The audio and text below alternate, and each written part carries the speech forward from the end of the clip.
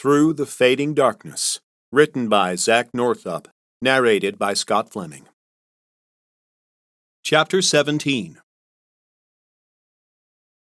Lydia Townsend was upset about her husband William's decision, but felt it was not her place to argue. William had a deep respect for John Dickinson, and after the writer brought news of the massacre at Dickinson's Meadow, he felt obligated to do his part in the militia. Even though the house and barn were barely finished, and the fields still needed to be prepared for the fall planting, William could not wait to ride for Camp Union. "I understand you must go, but can you not wait and go with us?" Lydia asked, as William stuffed an apple and spare clothes in a saddlebag. "We have discussed this, Lydia. The order said for all men to report immediately. It will take a couple of days to prepare everything to leave. You and the children should follow me to Camp Union when the house is set and the garden is prepared for planting. I must go today." William looked at Lydia as she brushed a strand of her red hair behind her ear. Her lean, shapely figure was highlighted by the sunlight that filtered through the front windows. He loved his wife and needed her to be strong. "I must go today. Respectable men serve in the militia, and reporting as quickly as possible will put us in good standing with men like John Dickinson. I need to be one of the first to arrive. That can only help us." "But you are not a soldier, William," Lydia said. Placing his arms around her waist, he looked into her deep blue eyes and used the voice he always used to reassure her. "I will be with other men who can show me how to soldier. Within just a few days, I will look and be jumping about like one of the natives. I must learn these things if we are to survive here. Finish securing the house and barn. Prepare the garden so we at least have enough food to eat this winter. Then load Elizabeth, William Jr., and 2 weeks' provisions in the wagon. Lock the door, tie the heifer to the wagon, and make for Camp Union. There will be militia patrolling the road. No Shawnee will come within miles. It will be all right." William kissed his wife on the forehead and stuffed an empty powder horn and a dull hunting knife in his satchel before looking around the room one last time. Still seeing the worried look on Lydia's face, he held her hand. "Once we are all at Camp Union, things will probably settle down. When that happens, we can ride back together and check on the place. It will be all right." Lydia nodded and watched as William kissed the children and rode east on one of the family's 2 aged plow horses. 3-year-old William Jr. and 2-year-old Elizabeth sat and played with wooden blocks near the front door as the sun reached into the afternoon sky. Nathaniel Greathouse was in a churlish mood that Daniel chose to ignore. In the weeks after their attack on the Shawnee at Baker's Landing, their gang had ambushed Shawnee hunters near the junction of the Monongahela and Ohio rivers, but had only taken 2 scalps. In the old days, the British commander at Fort Pitt paid 50 shillings a scalp. When the Greathouses tried to sell their latest trophies to a young major at a British outpost, they were turned away in disgust. It had been a while since they had properly lined their pockets, and without financial incentives, 6 of their men left to seek their fortunes elsewhere. When word the Virginia militia was being mustered reached them, the brothers decided to sell their services as scouts to General Lewis at Camp Union and began making their way there. The fact that they could plunder abandoned homesteads along the way only made the plan more appealing. But their looting produced nothing except for a couple of pieces of silver left in one of the cabins. That was why Daniel had to ignore Nathaniel's bad mood as the brothers and their 4 remaining men approached the last homestead they would pass before reaching Camp Union. Seeing the beautiful woman in the distance, Daniel turned to Nathaniel. "Look, little brother, I think our luck just changed." Lydia had just fed the mare and was walking back to the cabin when she stopped and watched as 6 filthy men approached.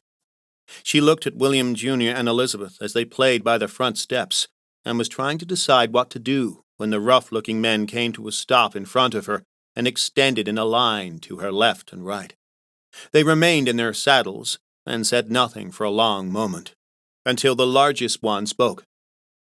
"Afternoon, ma'am," he said as he touched the brim of a stained brown hat. I'm Daniel Greathouse. Who might you be? My name is Lydia Townsend. What do you want? Daniel looked to his brother and smiled, letting his horse nudge forward slightly. We are on our way to Camp Union to join up with General Lewis. Can we water our horses and maybe buy some jerky or something? Is there a man of the house we can talk to? My husband is in the lower fields, but will be returning shortly. Lydia lied, hoping they did not hear the shaking in her voice. Is there no one else around? Daniel asked. We have several slaves. Lydia lied again. They are working nearby. No offense, Daniel said after spitting on the ground. But this does not look like the kind of place you might find slaves. Lydia said nothing as she tried to control her breathing. We have nothing to sell. They have nothing to sell, Nathaniel, Daniel said to his brother. What a shame. Nathaniel let his decayed black teeth show as he gave a big smile. Yeah, brother, that is unfortunate. Shifting in his saddle, his horse rotated slightly, giving Lydia a view of his enormous size. Please, sir, I have nothing for you, Lydia said meekly. Oh, that's not true, Mrs. Townsend, Daniel said, and began sliding off his saddle. Lydia grabbed both children, dashed into the cabin, and tried to lock the door with a flimsy metal latch that she had asked William to replace shortly after they moved in. Running to the far corner of the room, she shoved William and Elizabeth under the family's single bed as both Daniel and Nathaniel burst through the door. Looking up, she saw them smiling at her as each one slowly walked around opposite sides of a table that was offset to the left of the room in front of a large stone fireplace. Lydia picked up a small iron hook she used to lift hot kettles from the hearth and ran at Daniel, swinging it wildly. He caught her arm in mid-swing and laughed before striking her hard with the back of his hand, knocking her to the floor. Lying face down next to the hearth, she turned her head to the right and saw her two terrified children. Hearing their cries, something within her went dark. Something beyond rage, instinctive and primal. Something she had never felt before. Directly in front of her was a short-handled hatchet she used to split small pieces of wood for the cook fire. Without thought or plan, Lydia grabbed the hatchet and used all her strength to spring at Daniel Greathouse. She was not an experienced fighter and never considered herself violent, but her lunge was quick and strong. Before he could react, Lydia buried the hatchet in Daniel's face, and she fell atop his lifeless body as they both dropped to the floor. Straddling the fat, filthy man, she used both hands to yank the hatchet free as she heard Nathaniel rushing around the table to grab her from behind. Without looking, she awkwardly swung it high and to her right and caught Nathaniel in the right side of his neck, cutting a deep gash from just below his ear to his chin. Nathaniel stumbled back against the stone hearth, trying to stop the pulsing squirts of blood as Lydia set upon him again, screaming and crying as she hacked the fat man's head repeatedly until they both fell sideways to the floor. His lifeless arm flopped over her, and she had to slide underneath it to get to her feet. Covered in the great house's blood, Lydia wiped her nose and face with the sleeve of her dress, and without stopping to think, she ran out the front door to find the others. When Lydia came out of the cabin, bloody hatchet in hand, her eyes red with tears of rage, the four men were lashing the Townsend's mare and wagon together. She could see they had piled her family's preserved meat from the smokehouse in the back, along with tools from the barn and anything else of value they could find. Lydia's long red hair had fallen to her shoulders, and, like her dress, was covered in Daniel and Nathaniel's blood. She ran at the men, her primal scream and wild look betraying anything they had ever seen in their lives. Lydia swung at the nearest man and buried the hatchet in his back. Falling to the ground, she kept hitting him with the blade until he stopped moving. Stunned by what they were seeing, the three other men turned to back away, but two tripped over each other, and one fell within reach of Lydia and the hatchet. Continuing to swing wildly without control, she managed to nearly sever the right foot of the closest man. As he clutched his leg and screamed in agony, Lydia clawed her way over the first man's body and straddled the crippled one, who rolled onto his back and tried to shield his face with his hands. Lydia brought the hatchet down with repeated blows, completely severing his left fingers and right hand, before splitting the right side of his head from the rest of his body. Looking up, she saw the last two members of the Great House gang galloping away with the gang's horses in tow. When the riders disappeared in the distance, Lydia sat there on the body of the fourth man, and a wave of confusion came to her. She looked around at what she had done in disbelief, and began to cry uncontrollably. She pushed herself up and walked to within a few feet of the cabin's front door before collapsing to the ground, everything going black as the adrenaline and emotions faded away.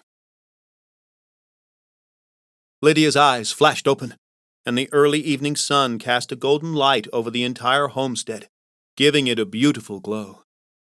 She could hear William and Elizabeth crying inside the cabin, and slowly rose to her feet to check on them.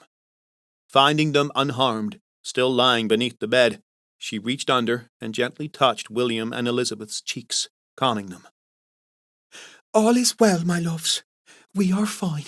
The bad men are gone. Stay here for a few minutes. Mommy must do something, but I will be right here. Stay under the bed until I come get you. Standing up and tying her hair in a bun, Lydia dragged the bodies of the Great House brothers out the front door and rolled them down the steps. It took every ounce of energy she had, and she sat on the first step to keep from passing out. After regaining some strength, she used the horse to drag the four bodies into the forest, and then put the horse and wagon back in the barn.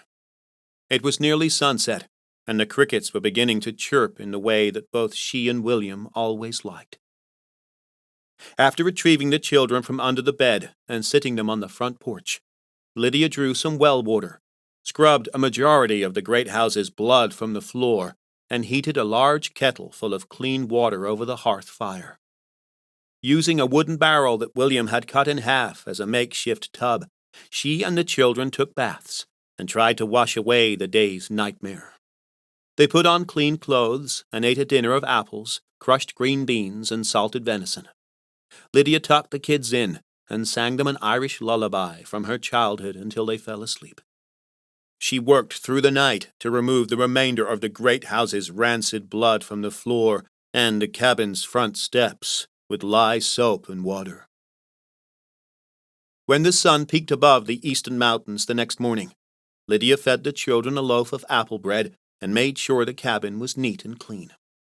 As the children watched from the front porch, she hitched the horse to the wagon and loaded it with their remaining food, some clothes, blankets, and bedding. It struck her that everything was packed almost exactly as it had been when they first arrived on the farm. Before leaving, she went back inside one last time to make sure everything was in order and pulled the door gently shut. Lydia tied their heifer's bridle to the wagon's rear gate, helped William Jr. and Elizabeth climb into the wagon, and the three of them set off for Camp Union. Keeping her eyes on the road, refusing to look back, Lydia hoped nature would take care of everything she left behind.